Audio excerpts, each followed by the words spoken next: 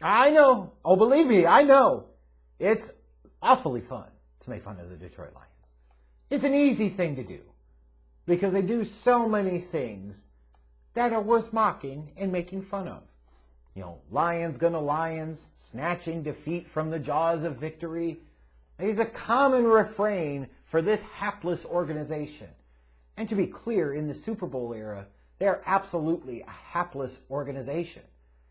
You have to look no further than the fact that Megatron Calvin Johnson, first ballot Hall of Famer, never played in a Super Bowl. And keep me honest here, I don't even think ever won a playoff game. In his second season, they went winless. They went 0-for. Remember the 2008 Detroit Lions? Orlovsky running out of the back of the end zone like that disaster of a season? Same organization that wasted the 90s with a generational, no, I won't even say generational, a once-in-a-lifetime running back like Barry Sanders and never got to a Super Bowl. So when you're talking about the Lions, they have a history of occasionally finding these transcendent talents and wasting their entire freaking careers. It's fascinating. You know, while I wouldn't classify Matthew Stafford certainly as a transcendent talent, like, it's one of those things that you point to and you would say, Matthew Stafford was a guy after that 0-16 season in 2008. They took him first overall out of Georgia in 2009. He was supposed to be the franchise guy. He was the franchise guy. They actually had it right at quarterback and still couldn't get past a certain point. Lions gonna Lions and all that jazz. And now that Matthew Stafford is gone and playing for a contending team like the Los Angeles Rams, you look at the Lions and they're easy to mock. The fact that they're 0-5 to start the season is easy to mock because they continue to find ways to Lions up Lions games and end up with the L. You know what I mean? The L. Yes, the L. There we go. The L. And when you talk about other things that can be easy to mock, look no further than Dan Campbell. I mean, I could knock on Jared Goff, but man, who wants to do that? Like, Dan Campbell says things, does things that make him an easy punching bag. Makes him almost kind of a low-hanging fruit, if you will. They're talking about in his initial introductory press conference, we're coming and we're going to take out kneecaps and shit. We're coming for you. To the fact after this past loss on Sunday, where the team goes to 0-5, another heartbreaking loss at a late field goal, this time against a divisional opponent like the Vikings. And Dan Campbell has his emotions moved out of frustration, sadness, anger, everything else, disappointment, that he actually breaks down and starts to tear up during his press conference, which of course is going to make him an easy target, where people are going to say, this is the guy that's supposed to be a leader of men. This is the type of guy that's supposed to build a winning culture in Detroit. This is the guy that the Detroit Lions thought was worthy of a head coaching opportunity. This is a guy that other players are going to want to play with and play for. You must be nuts. And the 0-5 record validates and proves how ridiculous those assertions are. Hard to argue against that right now. But I caution you. Same thing we were doing with the Browns years back. I used to call them the skid marks and everything else. And I knew eventually, like, shit changes. Times change. Teams change. Dynamics change. We don't call the Browns the skid marks anymore. Well, until we get to the playoffs and Baker plays like the Baker midfield that he always is. And Stefanski coaches like a chicken shit. Then we'll call them the skid marks again. But they are clearly not a skid marks organization any longer. The Patriots, for God's sakes, used to be a joke for years. They'd have a blip on the radar where they had a great season, but by and large, like, they suck. You know, and then the Belichick era happened, and the Patriots are a marquee standard-bearer franchise of the National Football League. Just because the past is the past and the present is the present doesn't automatically mean that it has to be the future. And I'm sorry. Like, to the people that are wanting to get in these shots, I understand they're easy, and I'm doing them too. But get them in while you can. Because the reality could soon be much, much different. To those that are going to question Dan Campbell and say, how can you be that emotional and be an effective leader of men? You can't. I would say, well, that's dumb. Dick Vermeil says hello.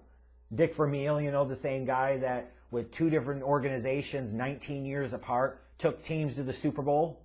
First with the Eagles in that 80 season, and then the Rams, that greatest show on turf team with Kurt Warner at the helm in 99. He took a team to the Super Bowl with a fucking backup quarterback, is what he did. And he was the biggest blithering, bawling baby that we've ever seen, I think, as an NFL head coach.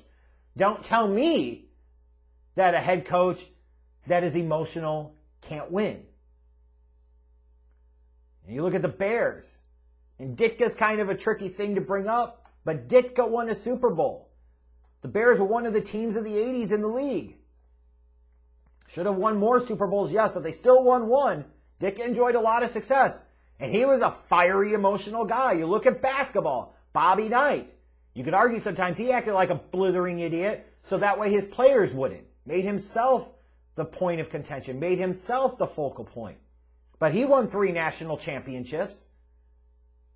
Mike Krzyzewski's certainly been known to express his emotions to his players, referees, etc., teams over the years. He's got, 5 national championships? Like, not everybody's going to be stoic. Like, Bill Parcells used to be a bitchy-ass dude as a coach. He won a couple of Super Bowls. Went to 3 Super Bowls total as a coach, if you count the one in 96 season with the New England Patriots. So please, please, please don't tell me that emotional men can't make for effective head coaches. That's just ridiculous. And when you look at a guy like Dan Campbell and what happened here, if anything, that is a representation of how much he cares. He wasn't burying people. He wasn't whining like boo-hoo-hoo. It was because he cared so much about his team and his players that it moved him to tears.